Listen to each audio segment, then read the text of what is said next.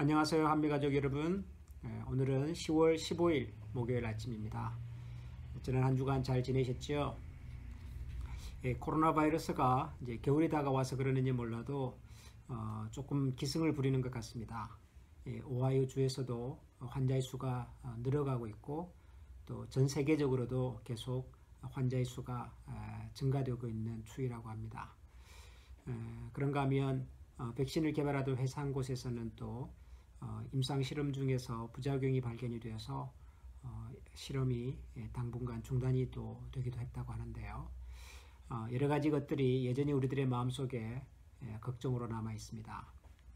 그렇지만 하나님께서 우리 사람을 지으실 때 어지간한 질병을 이길 수 있는 힘을 우리의 몸속에 이미 주셨습니다. 좋은 마음과 또 이렇게 규칙적인 생활, 무엇보다도 감사하는 마음을 가지고 하루하루를 즐겁고 또 기쁘게 이렇게 살아가다 보면 우리 주변에 있는 이런 어려운 상황도 머지않아 끝이 나오고 또 우리가 다시 이전과 같은 그런 기쁜 생활로 돌아갈 수 있으리라고 생각합니다. 여러분 힘내시고 지치지 마시고 이럴 때일수록 서로를 좀 돌아보면서 같이 잘 이 어려운 시기를 이겨갈 수 있도록 그렇게 협력하시고 또 힘을 모으면 좋겠습니다. 오늘 우리에게 주시는 하나님의 말씀입니다. 사무엘하 9장 1절에서 13절, 사무엘하 9장 1절에서 13절 말씀을 제가 봉독하겠습니다. 다윗이 이르되 사울의 집에 아직도 남은 사람이 있느냐? 내가 요나단으로 말미암아 그 사람에게 은총을 베풀리라 하니라. 사울의 집에는 종 한 사람이 있으니 그의 이름은 시바라. 그를 다윗의 앞으로 부르매 왕이 그에게 말하되 네가 시바냐 하니 이르되 당신의 종이니이다 하니라. 왕이 이르되 사울의 집에 아직도 남은 사람이 없느냐?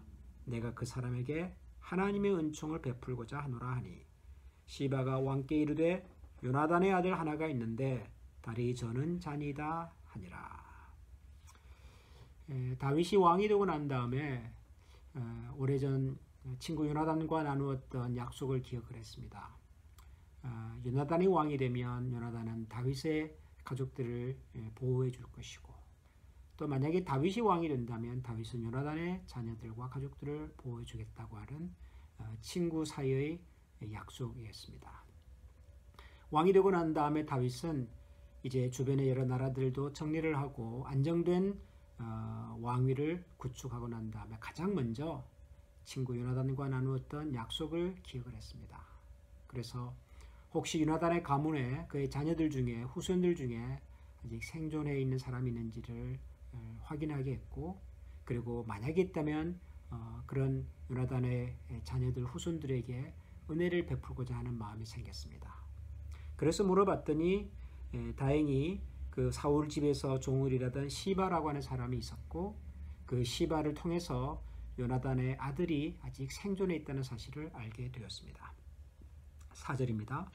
왕이 그에게 말하되 그가 어디 있느냐 하니 시바가 왕께 아뢰되 로드발 암미엘의 아들 마길의 집에 있나이다 하니라.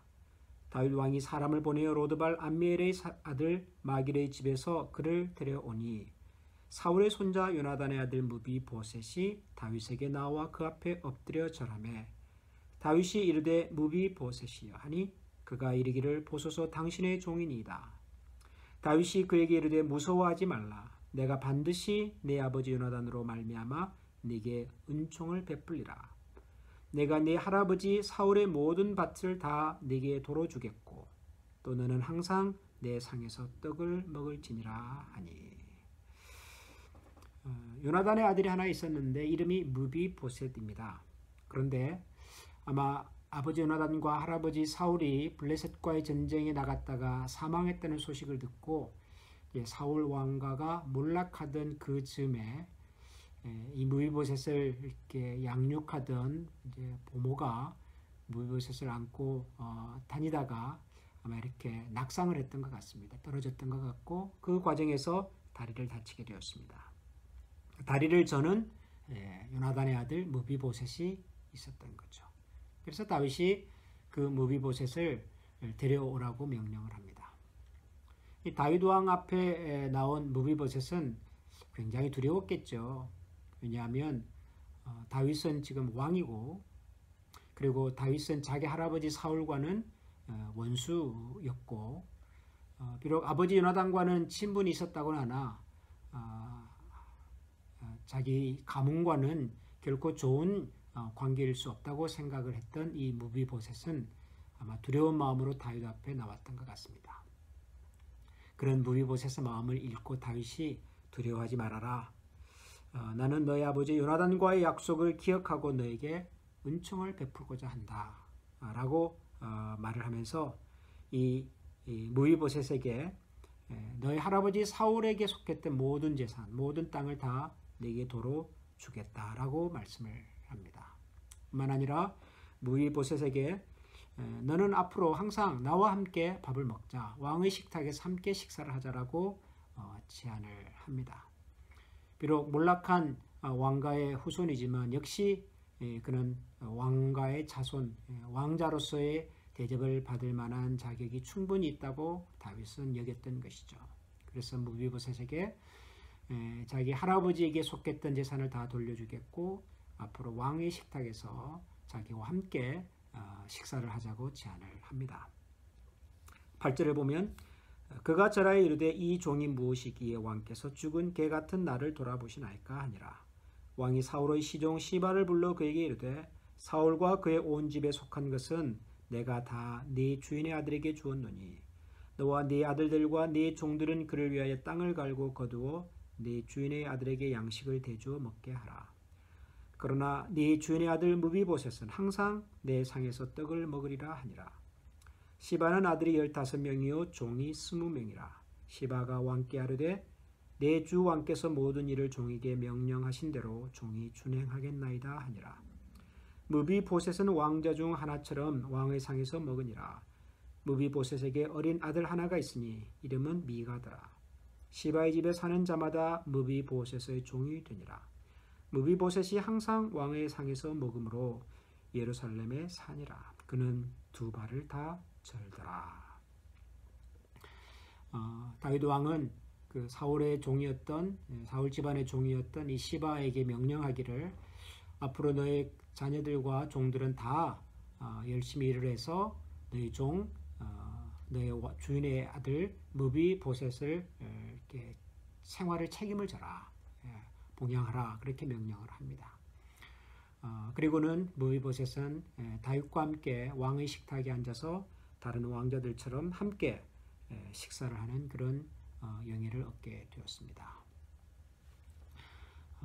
다윗이 친구 요나단과 약속을 기억하고 요나단의 아들 장애를 가지고 있었던 무비보셋에게 재산도 돌려주고 왕자로서의 지위도 회복시켜주고 그래서 그의 인생에 하나님께서 다윗에게 베푸신 은혜를 또 다른 사람 무비보셋에게 나누었다라고 하는 것이 오늘 본문의 내용입니다. 아름다운 이야기죠. 우리가 성경에서 이런 내용을 읽으면 다윗이니까 이 정도 할만하지 이런 생각을 합니다. 또 다윗이 가진 것이 많으니까 왕이니까 말 한마디면 무엇이든지 할 수 있는 자리에 있으니까 충분히 이럴 수가 있었겠지라고 생각을 합니다. 그런데 여러분 사람이 힘이 있다고 높은 자리에 있고 가진 것이 많다고 누군가에게 은총을 베풀고 도움을 베푸는 것은 꼭 아닙니다. 우리 어른들 말씀이 가진 사람이 다하다 이런 표현을 하시던데 살아보면 정말 그 말이 맞다는 생각이 들 때가 있습니다.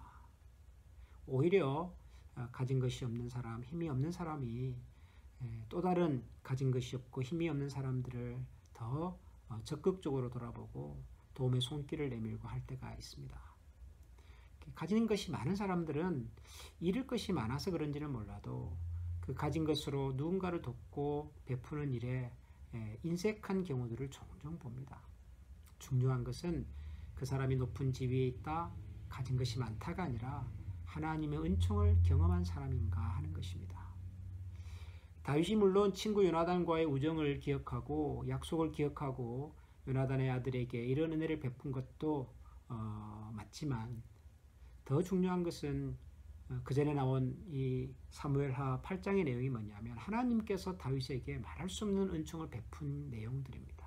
하나님으로부터 큰 은혜를 입은 다윗이 그 은혜를 힘입어서 또 다른 사람 무비보셋에게 은혜를 나누는 그런 모습인 거죠. 우리가 누군가에게 은혜를 베풀기를 원합니다. 베풀면서 살기를 원합니다. 누구나 다 그런 모습으로 살면 좋겠지요.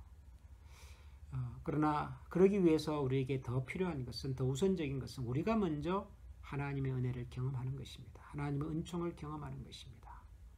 하나님의 은혜와 은총을 경험하고도 베풀지 못하는 사람도 있기는 있습니다. 그러나 하나님의 은혜와 은총을 경험하지 못하면 우리가 베푸는 것이 은혜나 은총이기보다도 우리의 생색이 되기가 쉽고요. 오히려 베푸는 그 일을 통해서 베품을 받는 사람의 마음에 또 다른 부담과 상처를 주기도 합니다. 우리 모두가 누군가에게 선의로 베풀고 나누면서 살기를 이렇게 원한다면 먼저 오늘도 하루를 시작하면서 하나님의 은혜가 머무는 삶이 되고 하나님의 은총이 머무는 인생이 될 수 있도록 같이 기도하면 좋겠습니다. 하나님의 은혜가 우리의 삶 속에 충만하게 나타나고 우리의 가정에 충만하게 나타나고 또 우리 교회 가운데 하나님의 은총이 충만하게 나타나서 그 하나님의 은총이 우리를 넘어서 누군가 그 하나님의 은혜를 간절히 기다리고 그 하나님의 은혜가 아니면 살 수 없는 사람의 인생에 큰 은혜와 도움과 변화의 손길이 될 수 있는 그런 인생이 되고 또 그런 우리 교회가 되면 좋겠습니다. 오늘 하루도 하나님께서 우리 자신과 또 우리가 섬기는 교회를 그렇게 사용해 주시도록 기도하고, 그래서 어려움 가운데 있는 사람들에게 하나님의 은혜와 은총의 통로로 쓰임받는 우리의 삶이 되도록 같이 노력하고 애쓰는 하루가 되기를 소원합니다. 기도하겠습니다.